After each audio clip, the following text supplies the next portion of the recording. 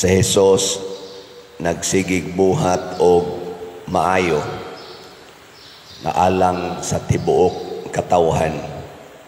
Ang mga leaders pod sa mga Parisiyo, sa mga Hudiyo ug ang mga pangulong pari nagsigi sa pangitag paagi nga dakpon og patyon siya. Ang ayan bang patyon si Jesus o dili? Kusga? Si former President Duterte ang ayan sad nga dakpon o prisohon o dili? Ayan lamog tingog diya kay maisyo ta. Naamang yun ang mga ingnana, no? Karon gubot kay nga atong politika na ay gipang dakop, na ay gipang priso, na ay gipang impeach. Ginamit ang Kongreso, ginamit ang Senado, ginamit ang DOJ, kapulisan, military, pulos ni sila mga gamhanan. Pulosad ni sila nagdawat og sweldo gikan sa katawhan. Nga matod pagani sa mga komentaryo gikan sa presidente, apil na ni mga kapulisan, hangtod gyud sa barangay official, pulos ni sila empleyado sa mga tao nga Pilipinos. Tuo mo dili?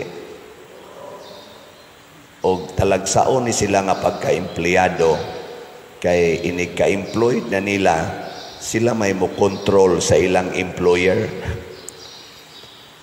Mauna sila yung mga leaders nga mga yawanon. Imbis nga maminaw ka sa imong leader o sa imong employer, sila mao'y mo control. O ang resulta, nagkagubot. Wa na mahimuot ang employer.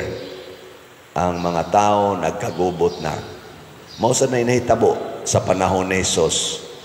Ang mga pari, ang mga iskriba, mga Parisiyo, mga leaders, naghatag og kabugat ngadto sa mga tao. Nagpangita ang mga tao sa tinuod nga leader, manluluwas. Mo nang misaa diri sa unang pagbasa ang Ginoo pinaagi ni Propeta Ezekiel, magpadako ninyo og pangulo nga mo'y mutigom ninyong tanan. Mahimo na lang mong usa ka gingharian, usa ka hari ang magdaan ninyo. Og ang katumanan ani mao si Jesus. Yaon sa may kinaiya sa tinuod nga hari, tinuod nga makatigom sa katawhan, kanang leader nga andam muantos, andam magpakamatay para sa katawhan.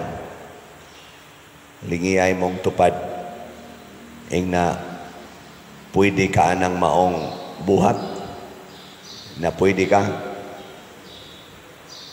Ang Ginoo nangita na, nangita siyag mga tao nga kamaobang mo translate sa gugmas Ginoo ngadto sa katawhan, dili magpakaginoo ngadto sa katawhan.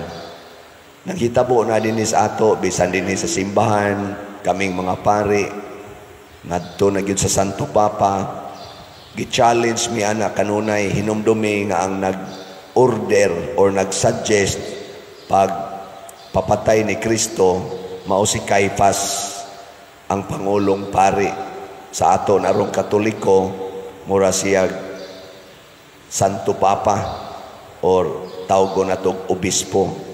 Can you imagine ang Santo Papa mo order nga ipapatay si Kristo? Sana nagluya man na inyong now. Ka-imagine mo ana? Dili no? Mao na. Mao nang nganong nahitabo mo na? Tungod kay di man sila gustong mag-antos o magpakamatay para sa mga tao, mupatay sila.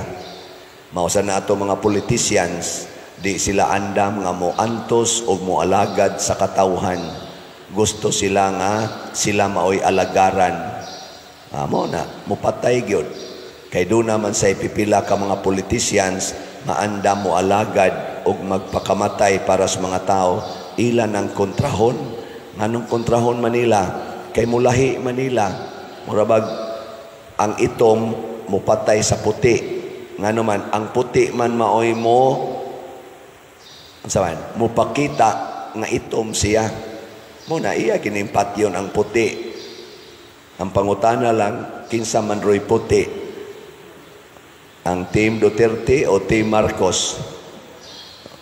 Kinsa tong gustong mupatay sa other side, mo ginay itom, kay kanang puti, di man na siya mupatay, ang itoman mo mupatay. Di ba? Ang magmapatay na ni mong itom, ang puti, nga, puti stands for goodness man na. Ang itom, darkness, evil. Muna, kung kita sa ipapilion, karong panahos eleksyon, na magitay kahigayunan nga mo pilion gid nato kadtong naa sa puti. Katubang anda mo antos, anda magpakamatay para sa katawhan nga Pilipinos. Dili itong magsigilag pahimos, unya tuyok-tuyokon ang balaod, aron lang gyud makalusot ang ilang mga dili kayo maayo nga mga binuhatan, aron pagtabon silang binuhatan.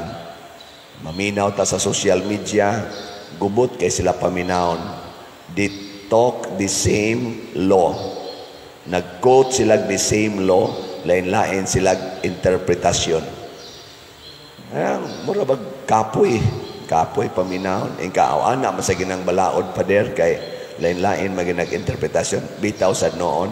Pero usahay sagod, bisan tinuod ita mga lawyers sa civil law, makakita naman gud ta nga ila naman lang gid ning gamit-gamit aron lang gid pagsuporta nila. Pero ang kamatuoran unta kini man gid unta. Ang kamatuoran ba mao gid na niya ilipat-lipat pareha nang naaroy na contempt sa Senate hearing nila ni Senador Aimee, Senador Bato, Cayetano. Yan na sila gi-contempt kay ilalaging nakita nga mamakak yun, mamakak. Pag abot dito sa Senate President, gibuhian. Ora ginana ba? Karon mura na sila, mura maniglain ani, mura magwa may magkasinabot dire. Nga ang Senate President nga wa mo tambong sa hearing ani abot og mga 5 hours, gibuhian niya ang kadtong gi-contempt, wa gani mananghid sa committee nga nag-contempt. Makaingon tang arang-arang pa sa dinoong kongreso kay nag-contempt sa committee, sa Quadcom, sa Tricom, diretso man dayong implement. Pero dito sa Senate lahisad, buhian usa. Pero istorya sila the same nga balaod. The same ang ilang gibasihan. Ay mo ingon, di mi mo cooperate sa ICC, pero mo cooperate mis Interpol. Kunya ang ICC, adto di ay mo hangyo sa Interpol. Indirectly, maura gyapon, cooperate. Wahay, kuan, murabag, kita nga mga dias ubos, limot-limoton lang, mao ni ang paagis pagpatay sa kamatuoran. Kanang ato mga expert sa balaod, nga nasudlan na og mga yawanong tumong, ang ilan ng kaugalingon, ang ilang gialagaran, dili na ang nasod, dili na ang katawhan. Kusog kay na sila mo twist sa mga meaning sa balaod to conform to their evil doings. Muna, kita sa taong mga diya sa katawhan, kita'y gaswildo nila, sige tagpabayro na ng buhis para makaswildo nila. Ato sa tingaling tagaan o higayon, ang atong nasod nga makaginhawa. Mupili na tanian ng mga taong tinuod nga nagpakita og Diyos nung pag-alagad. Anda mo antos, anda magpakamatay para sa atong nasod. Muna tanaw-tanaw na to. Kaysa ako nang gikaingon, karong umaabot midterm election, Team Marcos o Team Duterte raman ganoon ang ni-stand out nga murag ligon. Kanang tanan nga nangasakop diha, puparihan na silang mga prinsipyo. So kung kinsay ato dinhing natanaw nga murag makatabang sa tong nasod nga andam o alagad, kanay ato silang butaran. Dinhisad sa atong kinabuhi nga Kristohanon, sama sa atong gisulti diri sa titubag nato sa Salmo, magbalantay kanako ang Ginoo, magbantay kanato, maingon sa usa ka magbalantay nga nagbantay sa iyang panon. Kung sundo na nato ang gustos Ginoo, iyatang bantayan kinsa man ang atong kaaway, ang yawa. Ang yawa way giila. Nya once musud na nang yawa sa atong kinabuhi, kay dili mabantayan sa Ginoo, kay nipalayo na tas Ginoo, mo nang magkagubot dayon ang atong katilingban. Kay mao ra gini bisyos yawa, gubuton ta. Ginamit ang atong mga intellectual capacity, unya ginamit ang mga gahom, ginamit ang kwarta. Muna dinhi sa atong parokya, sige ko ninyo og imbitar aning pamalit aning slots. Nga naman, aron bitaw mo naog ang atong panghuna-huna, mutanaw na ta dili sa tong kaugalingon kun dili sa parokya. Lingiyay mong tupad. Ingnaon sa maroy imong buhatos imong kwarta, tigom o palit og slot. Ingna kano. Ingnaon sa maroy imong hunahuna ba sa imong kwarta, tigom ka o palit. Mingon kay ka tigom basin og nasudla na ka. Mingon ka palit.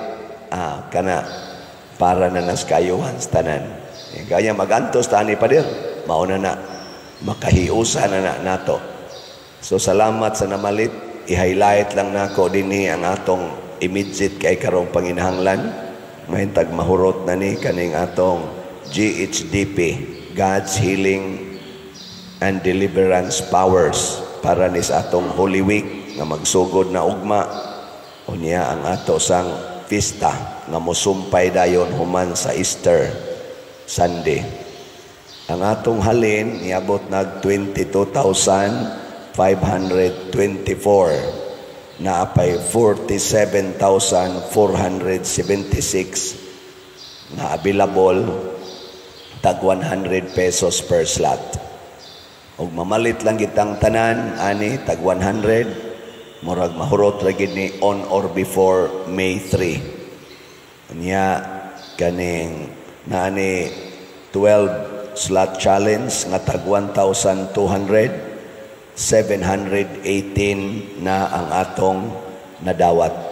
Pakpakan nato ang namalit ani. Salamat kayo.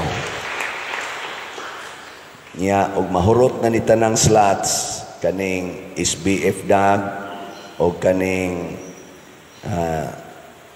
ito sang atong HPMM.